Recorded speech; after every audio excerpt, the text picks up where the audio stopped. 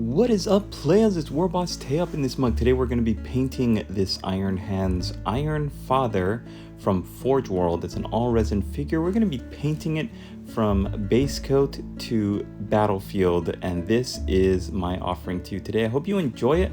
If you're not working on one of these, an Iron Hands or a Space Marine even, if you're just working on any sort of painting project, I hope you have this video playing in the background so we can both hang out together. I can share with you my insights, my thoughts on paintings, this specific miniature, but just painting in the hobby in general, and we can get some work done today. I think that's the main goal of all of my videos is it doesn't matter if you're painting what I'm painting, as long as we both get some work done. And if you're interested in supporting my channel even more, then you can become a channel member. You can see what sorts of offerings I have for the different tiers. I'll talk about it a little bit more later on in the video as we get moving, but I just wanted to remind you, if you do enjoy my content and my videos, I hope you consider supporting me as a channel member. Okay, here we go. So I built up my miniature, I primed it in black, I let it rest overnight so that the primer would dry, and then when I got started painting this miniature, it was all primed in black. I started with a heavy dry brush. So this dry brush I'm using, I'm going to put a link down below in the description. It's one of a set of different brushes. It's like a master set of brushes that I find really useful. I use all of the brushes in the set for everything from detail work like eyeballs to like this dry brush. It's a great set of brushes. You should always have a diverse array of brushes at your disposal. Like, you shouldn't be using a detail brush to do dry brush work, vice versa. And so I'm going to be using this dry brush, and it's the first color we're going to be using is Corvus Black. Now, when you're using one of these dry brushes with the big wide heads, these stipple brush heads, you want to only get the tips of the bristles to be dipped into the paint, and you want to really wipe off most of that onto a paper towel, and finally check that you've got like 90% of it wiped off by brushing it lightly against your hand or anywhere on your skin, because then you can see how much of that paint is really going to be coming off when you're doing this heavy dry brush. Now you might notice I'm going from top to bottom, up, down, and that's because I want to simulate where the light would naturally be hitting the model from above, and if I were going reverse, like from down to up, it would create a false illusion that light was shining from underneath the figure, which that might be your intent, but for my video here today, we're going to be considering that the model is being lit from above. Now, the great thing about using a dry brush in this method is that the paint is almost always going to be finished, dried, completely ready for use for the next color, in this case, Lead Belcher. Now, this isn't always the case, but when I find that you're wiping off, 90% of the paint anyways onto a paper towel or something, then your paint isn't going to be wet on the character for very long. Now, I love this step.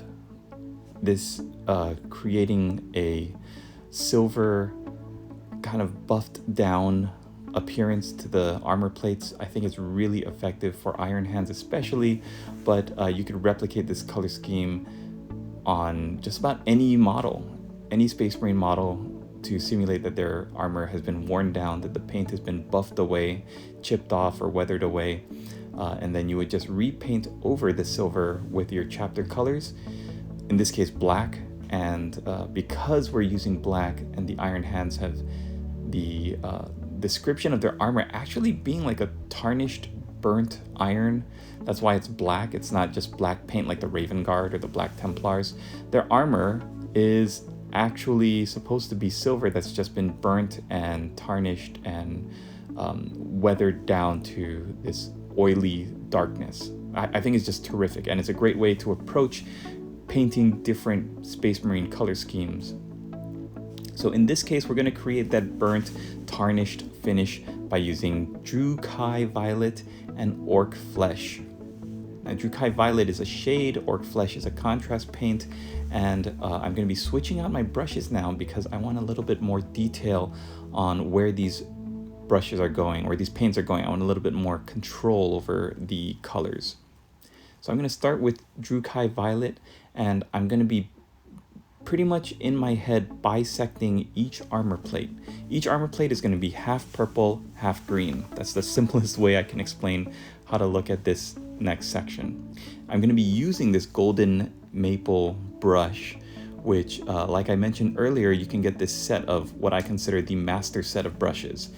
Detail brushes, stipple brushes, some dry brushes that are a little bit smaller than the big heavy ones. It really is the best set of brushes you can get, and I love the feel of this. I think it's called Cocoa Brown in the Amazon listing. It feels like a wooden paintbrush. I feel like I'm an actual artist, like a painter. I don't know why I don't feel that way with using plastic paintbrushes. Maybe it's because I've been painting for over 14 years. I think it's closer to like 2 decades now at this point, because I only started my YouTube channel 14 years ago. But using only plastic brushes like the Army Painter brushes or the Citadel brushes, I don't feel as, I don't know, artistic, creative. The minute I put this in my hand, this brush made me feel like a legit painter. And that's not a feeling that I'm accustomed to, just being so jaded by the whole experience of painting miniatures now.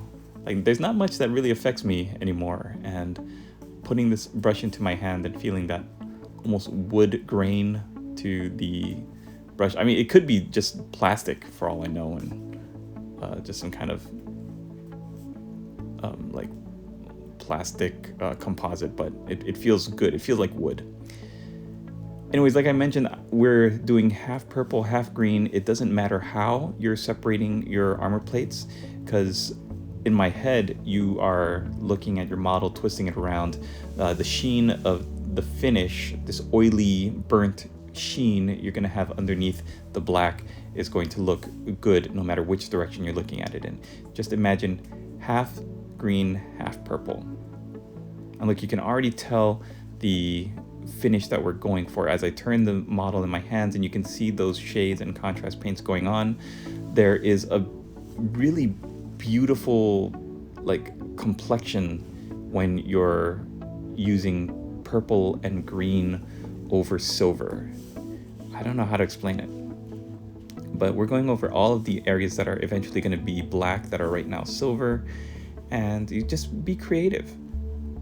Just let your imagination take you away. Now, you don't want to get this into the cracks and the crevices, like the joints of the in the armor or underneath between the piping. You really want to focus on the flat armor pieces, like the shoulders, the leg armor, the armor on the arms and the hands, and his little mechanical clamp arm.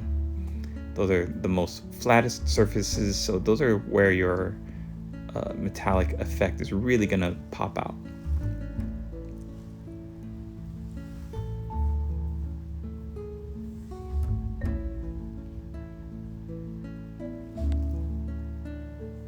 And funny story, I'm not really a big fan of the Iron Hands, or I haven't been.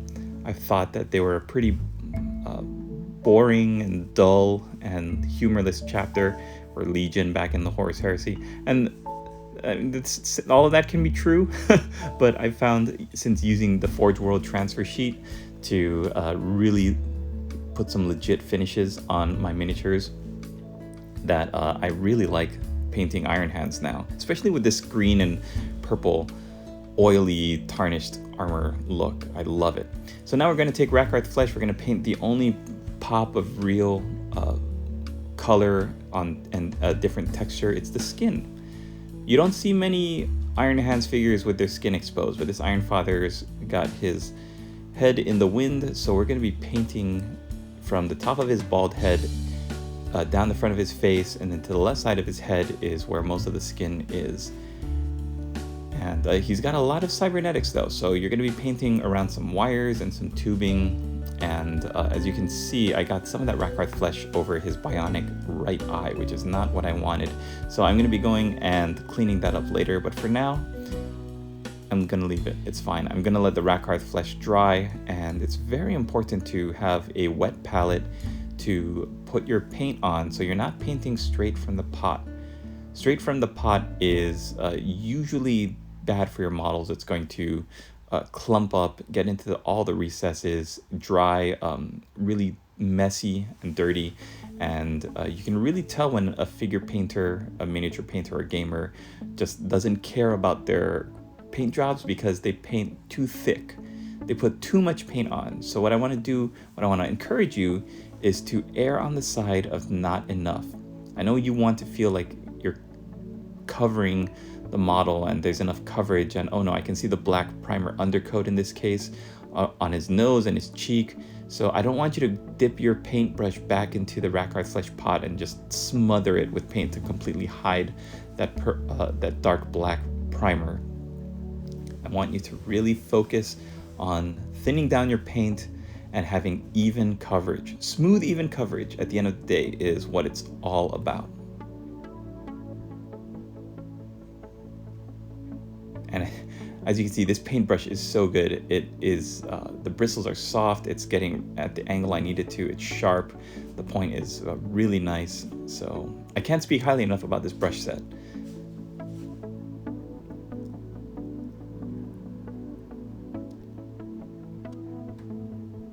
Okay, at this point, we've had a little bit of a time skip where I think it was just a couple of minutes. I had to get up and stretch, grab a drink of water. Now I'm coming back and I'm not touching any of the armor plates. We're gonna start with Runelord Brass. I'm gonna keep letting that shade and contrast paint dry. So Runelord Brass is a beautiful color to use with the iron hands.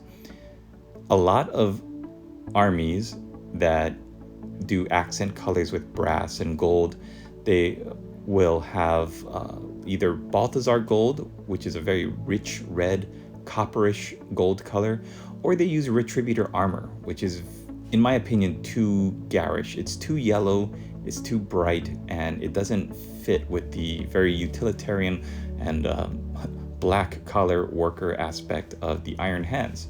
Runelord Brass, on the other hand, is perfect because it's a very washed out, dull, and drab looking brass color. So you can see from all the areas I'm painting, especially on the axe is the most eye-catching because the axe is only really silver and black. And so this plate on the axe right at the center of it is a beautiful color to draw the eye, and Runelord Brass on it is it's just a spectacular color.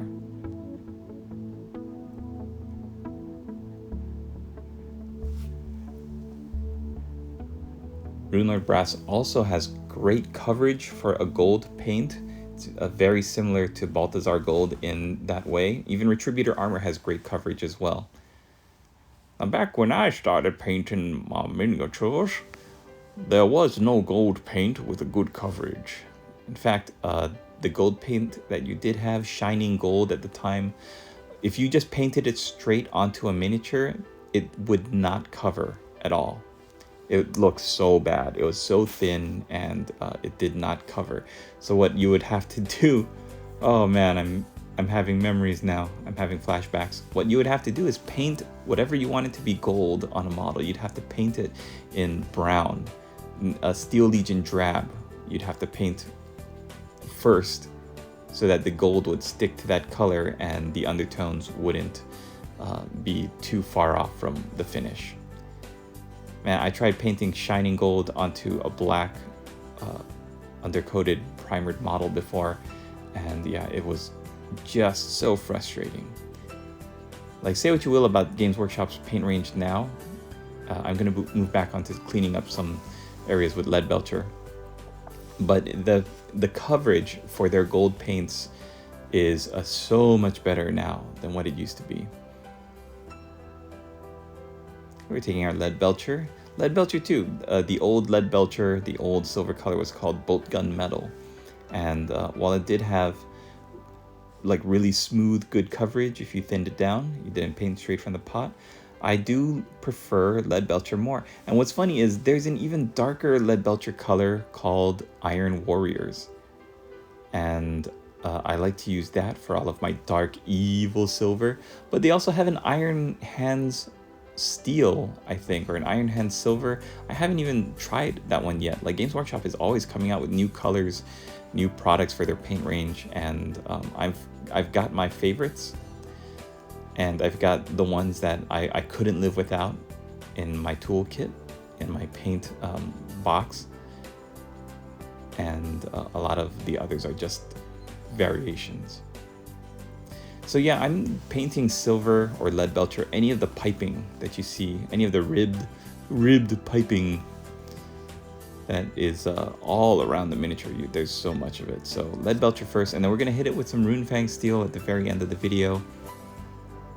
But for now, just painting and filling in the lines. Going back to Runelord brass here for the axe, I could see that there's a little bit of spreading right at the center.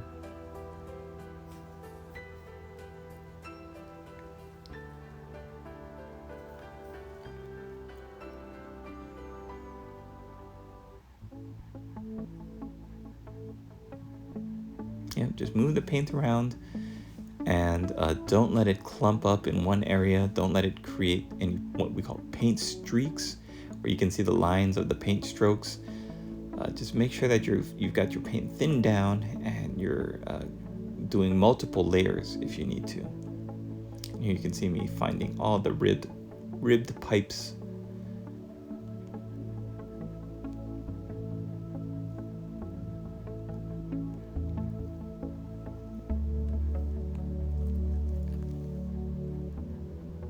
What's funny is when you look at the Forge World, or I guess in this case the Games Workshop page for the Iron Father, like so many other things Games Workshop is hawking, the Iron Father is temporarily out of stock. And I think that's true for just about anything in the Horus Heresy range. You're really going to be dependent on the people on eBay. If you want to collect some of this more Horus Heresy resin range, there was a little pocket of time in the 2010s when the Horus Heresy was first being developed by Forge World, and Games Workshop had pretty much let them take the lead on it. It's funny because it was called the Horus Heresy, right? They had all the hardcover black books and the rules for their games and all of the specialist units. And then when Games Workshop took it over, then they changed it to Age of Darkness, I believe, and they made everything plastic. And so it's very hard to find these miniatures. So I finished painting the face, I finished cleaning up some of the metallics. Now I'm going to paint over our corroded, tarnished metal with Black Templar contrast paint. Black Templar, I usually don't enjoy using contrast paints for miniatures. I think the finish is a little too shiny, and it doesn't have coverage like layer paint or base color paints pretty much cover the miniatures. The contrast paint is a little thin, and it dries where you could see what's painted underneath through the colors.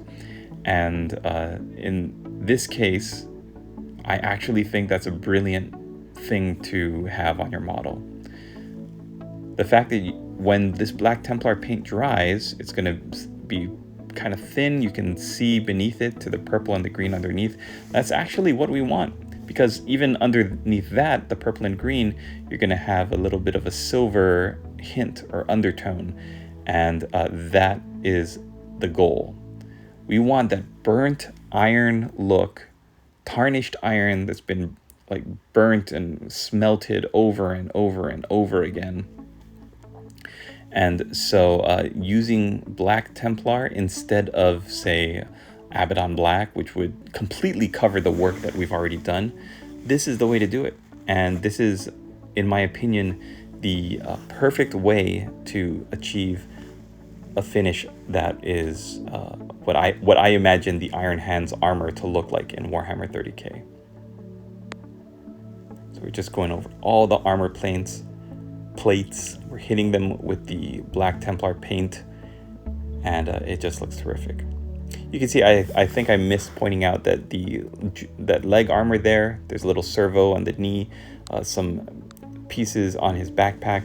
I've also painted those in Runelord brass just to give the eye something to break up all of the silver and black, because there's a lot of silver and black on this miniature. All right, we've let the model dry for a little bit. I'm going to be coming back now with Rakelin Flesh Shade. My original idea was to break this video up into two parts, where this first part was all about getting the base coats, that tarnished iron armor, and then the shades, or in this case the contrast of that Black Templar. Like, look at that. You can see as I'm turning the model in the light, you can see that shine of the Black Templar with the green and purple underneath. It is just such a great effect. Rakeland shade, you're not using too much, that Rakeland flesh shade, because you don't have a lot of skin on the model, just the head, and you don't want too much Rakeland flesh shade. If it gets pooled in the eyeballs, in the eye sockets, and they dry there, it ruins some of the detail. So I'm taking my brush while the Rakeland flesh shade is still wet, and I'm just dabbing some of that liquid away. Oh, look at that. Look at that, man. That Black Templar, it looks so good. It looks so good. All right, guys, we're going to take a quick little commercial break. Before you go, I hope Thanks you take again for a look checking at out my this channel video. membership. Sponsor What of the I'm video offering for is as Warboss low as Tay $1.99 Studios a channel month. You can on be supporting YouTube, my studio, where you and can be getting choose to become badges, a priority supporter as a comments, channel member. only polls, For as moving low as up $1.99 a the, month, tiers, you if could do wanna help support my Warboss Tay channel in a Studios, more and substantive you will way, have access to a then, bunch I would be of different offering you all of the rewards. ebooks that I've written, So as well individual as a badges consultation and phone icons call and with myself priority that we could talk about any comments. projects you've got, and I'm going all the way up to $19.99, $19.99, where you can get your own personalized mini, which is something that I had offered to So hope you consider all this. when I Thanks for still had watching my again. Patreon. We'll see you in the next video. Okay, so we've let the model dry overnight. I've actually come back the next day. I've let the model dry completely, and now I'm getting back to it, because what I want to do now is the details. Everything up till now is a great, like, tabletop standard. I would imagine that putting this model on the field, I would be very proud of to do it, but there are some pieces that are still missing, like the weathering, as well as the transfers and the basing. So that's what the second half of this video is all about. Like I said, if you're only going to be painting Iron Hands miniatures up to a certain point, and you want to save time but still have a great finish, then that first part of this video will do it for you. But if you want to see how I get even more into the details and do my highlighting, then this part is for you. So yeah, I took a little bit of time and I picked out some detail on the pictures that I could find of the Iron Father, and I found, oh yeah, the little band on his backpack by the servo arm, that's in Runelord brass. The background of his Iron Hand insignia on his chest, that's in brass, so I just painted around the Iron Hand symbol. And then we're moving back onto Leadbelcher. I think I'm just cleaning up some lines. It's always okay to leave your mistakes until the next big step. You don't have to go back and fix mistakes, but if you have not even painted anything in the first place, like in this case, I'm working on getting all of the silver trim of his armor that I might have missed before, then you want to get all that done before you move on. But the main part of that statement, though, is move on. You've got to always be moving forward in this hobby. When you stop to fix, correct, go back, that's when you lose your momentum, and then you end up not progressing at all. You're going to spend an hour at your table cleaning, repainting, cleaning the lines up, repainting. And then when you step away, when you leave, you're going to say, oh, I only was able to get one skeleton done, or one Space Marine done, and then that's discouraging, right? You're not going to want to come back to the table. So we want to keep the forward momentum going always. That means when you make a mistake, leave it. Just leave the mistake unless it's really going to get under your skin, because guess what? It's all going to get fixed in the washes, in the shades, in the highlights. Even if you have to wait till the end of the paint job, when you're giving your final looks of the model, and you remember, oh yeah, I got a little bit of that silver Leadbelcher paint onto the black, you know, that's when you can fix it. You don't have to fix it in the middle of the paint job. Otherwise, you're going to keep moving backwards. And we don't want to move backwards. We only want to move forward at all time. Forward, forward, forward.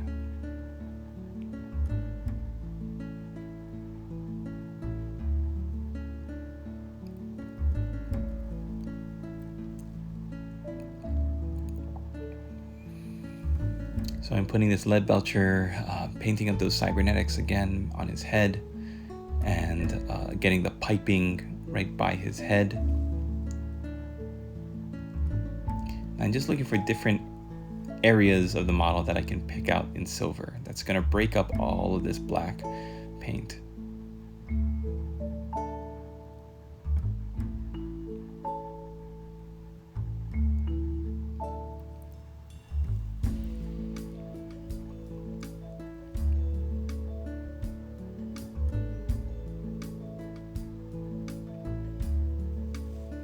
I'm going to be painting the gun here, putting some lead belcher down. I have no idea what gun this is. It's funny because in the Warhammer 40k aesthetic of the Iron Hands, they all paint their bolter cases white, like the symbol of their Iron Hands. So the silver bits of their bolters are silver, the casing is white.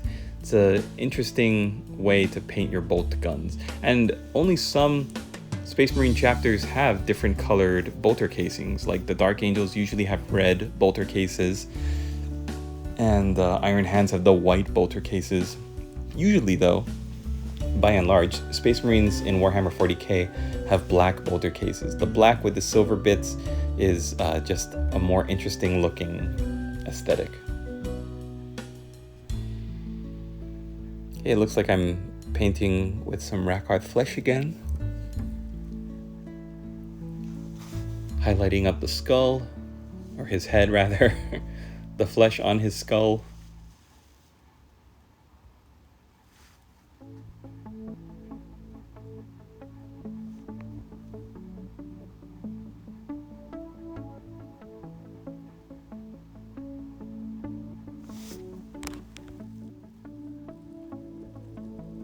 Okay, so I'm going to be dotting the islands here with Thicc green. Thicc green is the color that I use for the Iron Hands eye lenses anyway, so putting it onto the islands of his cybernetic eye is a way to tie him visually with the rest of the Iron Hands that I paint. So I'm using Pallid Witch Flesh next as a way to paint the white hands on his symbols, on his chest, as well as his axe. I didn't think about too much how thin this paint is. I knew it would be thin because it's a layer paint. It's not as heavy as Rakarth Flesh or Wraithbone. In fact, if I had my Wraithbone on me, I would probably use that instead. I want a just off-white cream color as a base coat so that I can layer on the white, pure white of the Iron Hand symbols. Unfortunately, with this Pallid Witch Flesh, it's a little too thin and it spreads out, and it's not good because it means that you can see the black undercoat underneath that Pallid Witch Flesh. It's going to dry, and that means I'm going to need to put multiple layers. I don't really care to do that though, so I'm going to add in some Rakarth Flesh. I'm going to mix the Pallid Witch Flesh together. We're going to create a very light cream colored paint that's going to spread and cover extremely well. This is also the color that I'm going to be using, this Pallid Witch Flesh, Rakarth Flesh combination. It's also the color that I'm going to be using for the highlight for the Iron Father's face.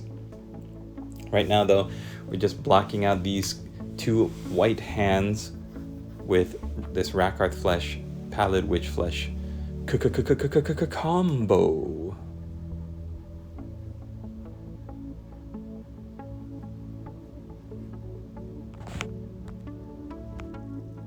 Now we're going to zoom in, and like I said, we're just going to be highlighting his head with this Rakarth Flesh and Pallid Witch Flesh combination. And I'm going to be going just like every other part of this model I've painted. I'm starting at the top where the light would naturally hit this area, and I'm working my way down, finally trying to get to his nose and his lip where the paint has spread the most, and his left cheek. Then that's going to create a great effect. Like, look at this paintbrush. This golden maple detail paintbrush is just getting in at all the angles. Look at the face. Look at his eyes. Oh, that's so great. It looks like I painted his eye, and I didn't. But if you hold this model up to your face and you look at it, there's a optical illusion because I painted these highlight colors around his eye, on his cheekbone, on his forehead, on his brow ridge. But I let that Rakelin flesh shade dry in the eyeball itself. It looks like he's squinting. There's a dark line where that Rakelin flesh shade had dried, and you just can't get that effect. So that's why I love working with resin models. They really put the extra time and effort into sculpting the faces.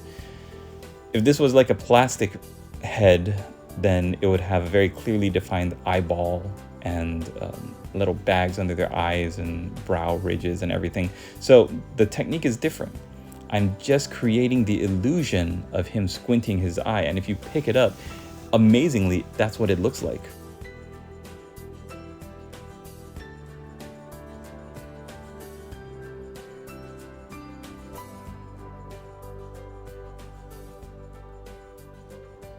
I'm watching this now, doing the voiceover for this video, and I'm just amazed at how much I really enjoy this hobby. It is cathartic to paint, makes me feel good, makes me happy when I see the work I'm able to accomplish, and also to see the improvements I've made over the years. I can see how I've grown as a painter. And yeah, we're taking that same solution of Rakarth flesh and Pallid Witch flesh, and now we're just lightly touching up the hand on the axe as well as on the chest plate. Gonna give it a little bit more coverage to really go over that black undercoat, so that when we start adding the contrast washes to give it a little bit of depth, then it's not gonna look too dark with the black underneath. That pale skin really reminds me of, I don't know if you guys ever seen that movie Dark City. There we go. Speaking of which, Apothecary White. So I tested out a couple of what I assumed were like good washes or good contrast paints to paint over a white part of the model to give it some depth. I've used Basilicum Gray, I think was the other one. That came out way too dark. So yeah, Apothecary White. Who would have known? It's a little bit of a bluish grayish tinge to it, a little tint, and it works really well. You just want to make sure you shake that bad boy up, and when you paint it onto whatever white surface you're using, you want to make sure you spread it out, give it a lot of good coverage. If that means dabbing some of it away, then that's fine. You can just get rid of some of that excess with your paintbrush. I did a video on the brushes that I'm using. These golden maple brushes are so good at this fine detail work. I really think it's going to be my workhorse brush moving forward. It's such a good tool to have in my inventory.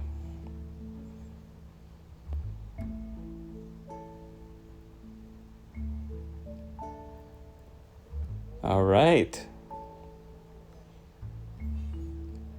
Just checking to make sure that I've gotten everything on the same page before we move on to my favorite part of painting a miniature, is putting on the transfers. This adds a level of legitimacy to your miniatures. It takes it up from just being something that you slap some paint on in your garage to something that looks professional, that looks really clean, and has a carries the weight of like a professional paint job to it. It's funny because I don't really see anyone using these in my local area. A lot of people like to paint their own insignia on, or they just leave it blank for some reason. And this has been true in the Bay Area where I am right now, as well as at home in Hawaii. Only a couple of people use transfers, and only of those few people, only like one or two had a really good looking transfer decal work on their miniatures. And the way to do it properly, in my opinion, is to use Microsol and Microset. That's right, players, I am really going to promote them. I cannot speak highly enough of this simple product to use. So you'll notice that I have my miniature on the table in front of me. I've got the transfer in my right hand holding the tweezers, and on my left, I've got my paintbrush just gently nudging that iron hand symbol onto the shoulder pad.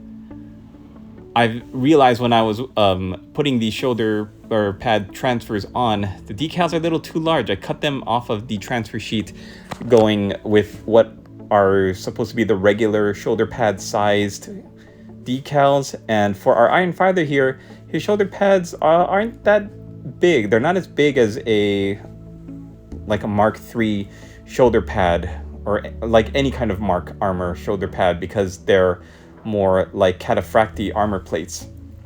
So what ended up happening is that both of these transfers are a little too big, and they are interfering, or they're running into the studs. And so what I'm doing is I'm taking my micro set and I'm just like painting it onto the decal to make it soft enough that I can nudge it up towards the chest, or towards the inner part of the shoulder pad, as it were, so it can go over the stud and not interfere with the stud, and that way the transfer won't look all folded up. I was able to accomplish it with this side, this silver cog with the silver iron hand symbol inside. It looks so good, and you only get a couple of those because I think they're supposed to denote officer or like unit leader or veteran markings. The rest of the transfers are either white or black. White is also the go-to for Iron Hands warriors because their armor is black, so white shows off really well. I do not know why Forge World printed up a bunch of black Iron Hand symbols. It makes no sense because all Iron Hand shoulder pads are black. Why would you have black transfers on your transfer sheet? Forge World, come on. Like, I don't understand why they did that. So these iron tinted, silver tinted transfers are just like phenomenal, though. I wish they'd gotten rid of all of the black insignia and put these instead. Like, I keep thinking, even on a vehicle, like the Iron Hand vehicles are all painted black. Like, even if you're gonna put one of those black transfers on the silver part of a vehicle, if you painted one area, like a panel of a Rhino, if you painted it like in lead belcher, why would you put like the black heraldry on top of that? It doesn't make sense. Anyway, the reason why I'm complaining about the transfers is because on this other side of the shoulder pad, where I used a transfer to be like really similar to the one on the Forge World website, I could not, for the life of me, get the transfer to go on correctly. It was always folded at the bottom right side, or left side if you're looking at it right now on the screen. On the bottom left side, you'll see that it's folded into itself. And at this point, when you're getting your model painted and getting the transfers put on, at this point it's like, if it doesn't go on and you can't use your paintbrush to smooth it out and give it some room to breathe and flatten itself out, then it's better to just ditch the whole transfer and get a new one, cut a new one out of your transfer sheet, and not try to not try to force that old transfer. Like, it was so frustrating. I'm doing this in real time, guys, because I think it's really important to see. I make mistakes. Everybody makes mistakes. I make mistakes. I think my mistake was not choosing a smaller decal to go on the shoulder pad. For this clan marking, I should have gone with the smaller size. It would have still shown up nicely on the shoulder pad because the shoulder pads are thinner than the shoulder pads in the armor sets.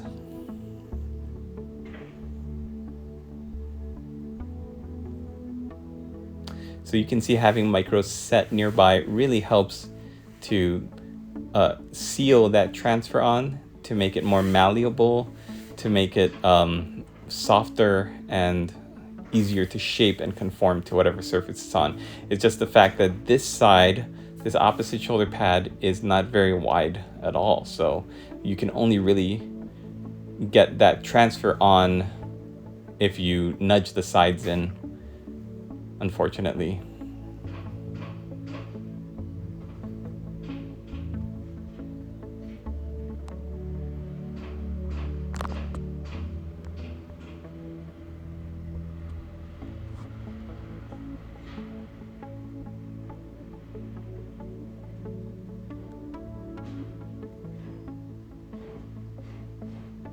So you can see I'm trying so hard to get the transfer to stay on the shoulder pad and to flatten out. And I've used every trick in the book, from dipping my brush back into the micro set and just flooding the shoulder pad, to doing what I like to call the clockwork move, where you kind of swish the transfer in a clockwise way to get it to smooth out and to spin in place.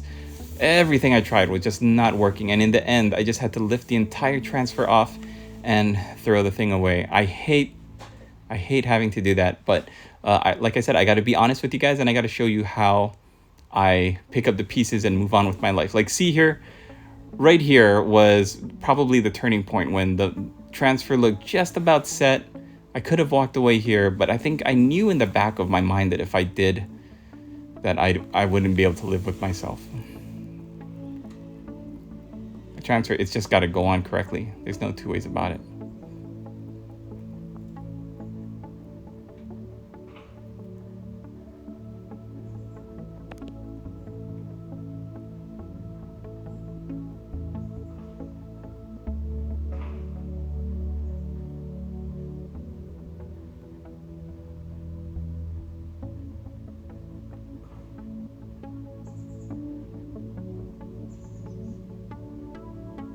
Man, I'm having flashbacks right now.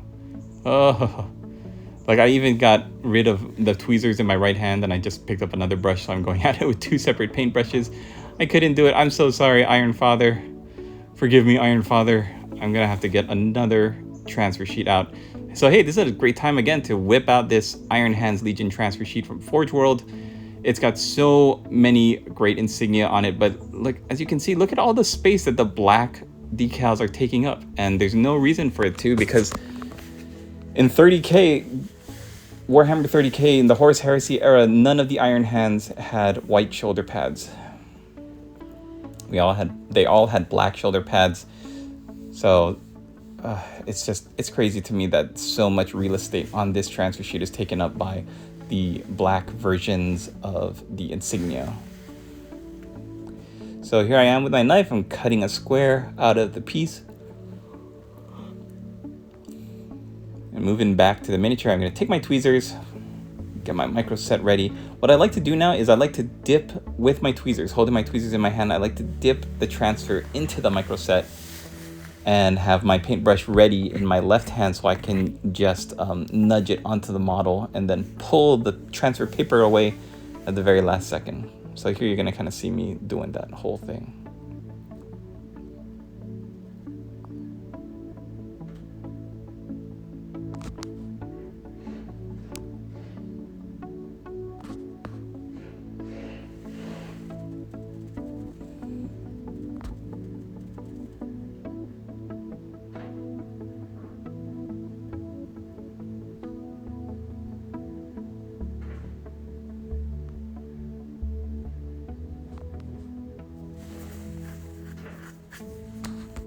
Ooh, here it is, a moment of truth where I'm holding in the tweezers of my right hand, the transfer. With my left, I'm coaxing it off of the backing paper onto the miniature, dipping my paintbrush into the micro set to dampen the area that it's going to be on, as well as to paint it onto the transfer paper. Now, I want to make a mention of this. I had to paint up some Gal Vorback for Chaos in Warhammer 40k, and I used the Chaos transfer sheet to get some Chaos script off of it.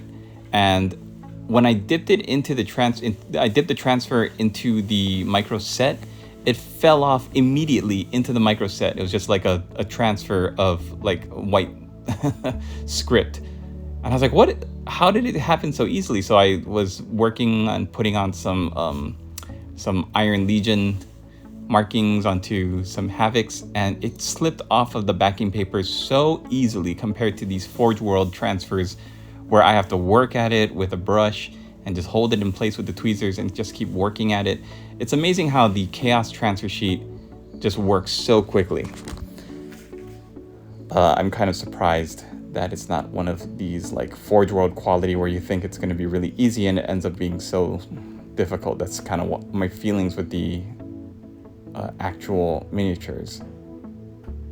Now you'll notice that with this second transfer sheet, I went and I got the smaller transfer. I didn't get the shoulder pad size one. I went one step smaller, so it fits perfectly on that right shoulder pad. And look at that. It looks just so legit and professional. I tell you, anytime you put transfers on a miniature, it just ups the quality of it so much. All right, next I'm using some fast drying basing glue from Geek Gaming, and I love this product so much more than just like a tub of Elmer's glue or some white PVA glue. It really is meant to go on, smooth out on the base, and dry quickly so that your basing material can be solidly put onto a model. So I'm just using my modeling tool to smooth out this basing glue here, this white glue. But like I said, if you don't have Geek Gaming fast drying basing glue, if you're not gonna look for it on eBay or Amazon, if you just have your white Elmer's glue tub sitting in a corner somewhere, then that's totally fine. You can use that. Just add some water to help it spread out. It's gonna be a little too thick and clumpy if you just pour it on. And now this has quickly become one of my favorite steps in the whole painting process. It is putting the basing texture material onto the miniature. And instead of spending time and energy and paint and glue to glue some ballast or some sand and then do progressive layers of dry brushing, I've just used this Geek Gaming Scenics base ready tub of, I believe it was Wasteland or something like that. Just a bunch of dark rocks and rubble to imitate like a moon landscape or a dry, barren land, especially at night because of how dark it is. I'm just so happy with how my model looks now that it's based. And the last two effects that we're gonna do, the first one is we're gonna take some micro sol, because micro sol is gonna dissolve the transfers, and we're gonna just paint that over the top just to dissolve it a little bit more into the actual shoulder pads rather than falling off or folding into each other, which is what it would do. Just add that microsol to all of your transfers and let it dry naturally to dissolve those transfers into the model. Now, one of my favorite parts of really giving life to your miniature is adding in some rust effects. So what I'm going to be using is some very thinned down Mournfang Brown, thinning it down on my wet palette so that it can be really easy to use and easy to apply. You don't really want it to have the consistency of paint. You want it to almost be like paint colored water, if that makes sense. I've used also some pigment powder to simulate the effect. You could also use a very, very light dry brushing. But the reason why I like to use thin down Mournfang Brown for this step, and for most of the steps in my Grimdark army, I use this product so that I can get into all of the like areas where one material meets the other, like the leg armor meets the silver edge of the armor, the rim. So just find the areas where naturally a little bit of the material would meet each other, like right along the foot and right at the knee. You can see where the silver touches the black. That's where you want to put the line of Mournfang Brown. In between each crevice, in the armpits, in all of the areas, that's where you want to apply that Mournfang Brown. And the thinner you make it, the better also, because if you find that you put too much on and it didn't flow the way you wanted it to, just take your paintbrush, dry it off, and smooth away, wipe away the excess. You can see I did there on the right, or if we're looking at it, our left leg or our right arm, the one that's holding the pole and the two yoga babies.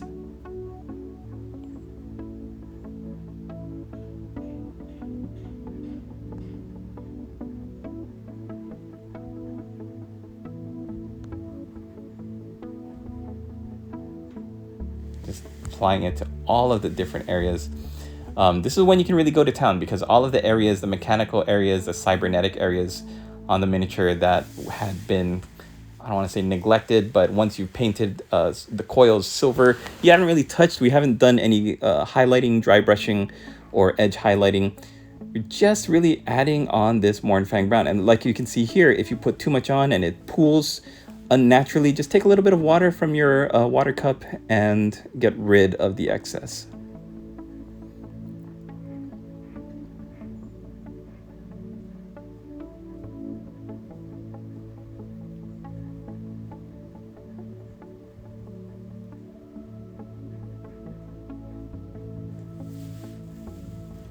Now we're painting it onto the axe, which sees so much action.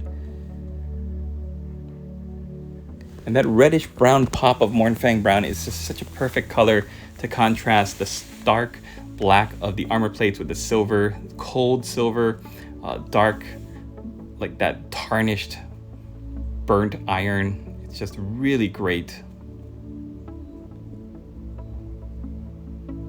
Painting onto his servo arm here.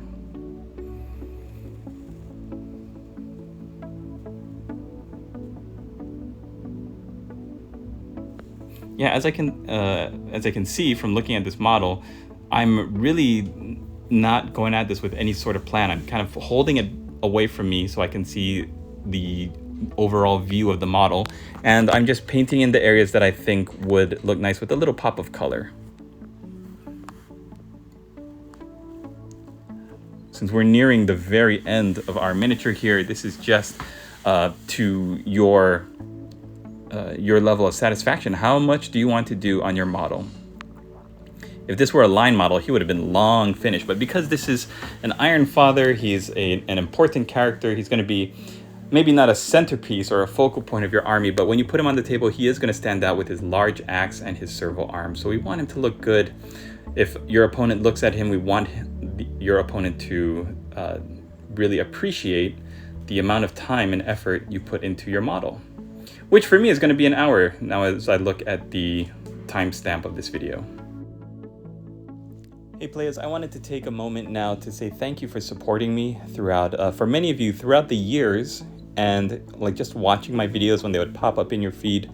I know through my analytics that a vast majority of the people who watch my videos now aren't even subscribed to me. And I know this because I do it myself. I find videos and channels and content creators that I enjoy.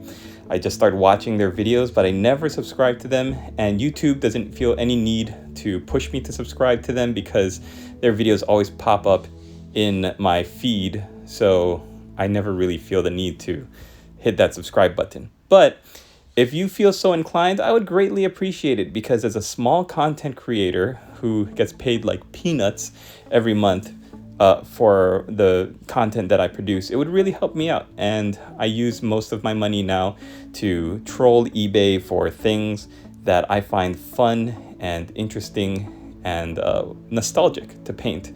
So I'm going to be doing a lot of old world videos, a lot of Horus Heresy videos, doing resin and metal as much as I can for my future, because I feel like not enough content creators out there are going into those fun and nostalgic kits. So I'm going to be re-examining, exploring, rediscovering my love for the old world and all of those old fun models, as well as these great Horus Heresy models I never got into. Like this Iron Father, I remember when he came out, and I just did not think to pay the money to get him through Forge World. And so when I saw him pop up on eBay, I thought, what a great way for me to now, especially since when I was first seeing these models pop up, I didn't have much means of financially supporting myself. I wasn't in any place to be ordering them, and now that I can just get them for a lot cheaper on eBay, and that's usually what I'm doing. So what I'm trying to finish now are some Runefang steel highlights, and that's just finding the coils, all of the metal tubing you see, of which there is a lot. There's a lot of these ribbed tubes all around the model there. So putting a little bit of Runefang steel on the tip of your brush is going to help to pick up those details. You don't want to paint the entire ribbed tubing because Runefang steel is such a bright silver color, and if you get it on the recesses as well as the raised ridged areas, you're just going to have a very bright coil that's going to need some shades, like a little Nuln Oil, to recreate that depth. So you don't want to do that. It's an easy enough problem to fix, but just one you don't want to trouble yourself with. I'm finally just hitting all of the edges.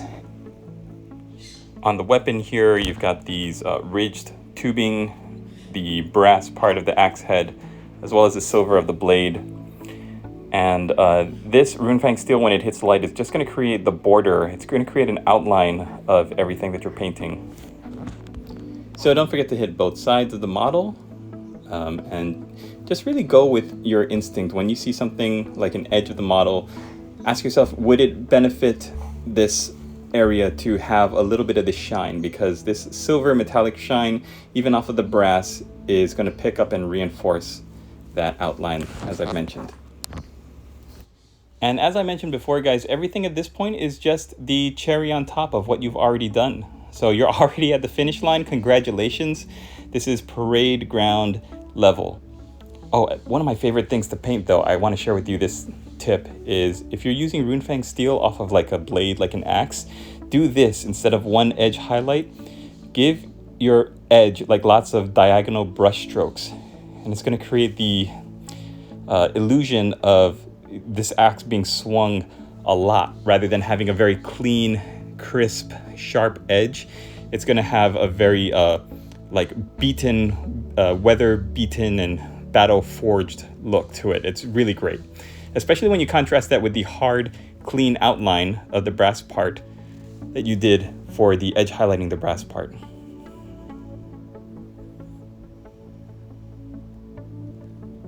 Yeah, and the reason why I do this after the rust is because the rust is something that you want to keep in the crevices and the cracks and all of the joins and the seams. But this highlight color, this Runefang steel, is what's going to really pick up the light from across the table. So this is what you want, just a little bit of that magic, that Emerald Lagasse chef's kiss to gild your lily, as it were. Adding a little bit more of that apothecary white to break up how solid the white iron hand symbol is. All right, and that's gonna do it, players. Thank you so much for hanging out with me for the past hour. I hope you are all well out there. Drink some water, get hydrated, stand up and stretch, and I hope whatever you are working on has gotten much farther along on your painting table. Let me know down below in the comments. Hit the like button before you go. We'll see you in the next video. Latest, players!